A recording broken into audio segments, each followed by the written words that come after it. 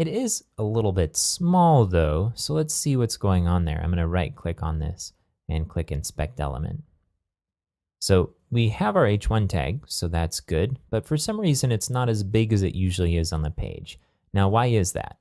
If the title is usually an H1 tag and this is an H1 tag, then what's the difference? Well, we'll need to show the page title again and take a look to know. So let's go back to Edit Our Panel. I'm going to click on the cogwheel and Edit Panel.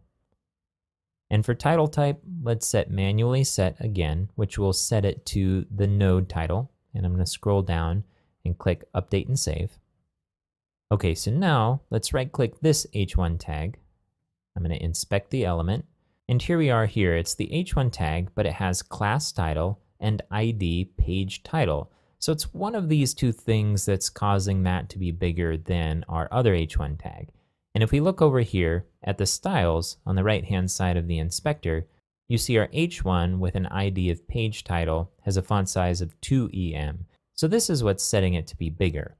It's okay if you don't understand CSS or know how to write CSS, but it should be pretty clear here that this page title bit that we see this ID for is what's causing this font size to be larger. So all we need to do is add this ID equals page title to our H1 tag here when we rewrite it in our settings. So let's do that. I'm going to copy this ID equals page title. I'm going to right click and select copy. And then I'm going to go back into edit the pane again. I'm going to hit the cogwheel and click Edit Panel. I'll exit out of the overlay to give us a little more space in the browser. And then for this page title, I'm going to click the cogwheel and edit.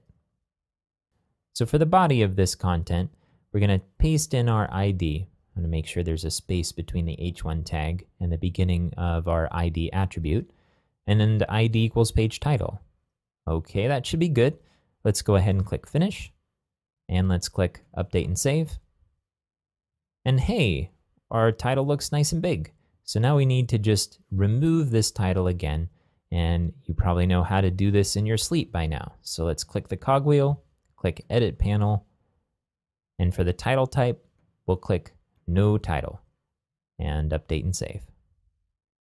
There we go. It took a lot of work, right? But the next time you do this, it's going to be a whole lot quicker. And in doing this, we explored some of the gotchas that would occur when you're trying to integrate a title with panel page content.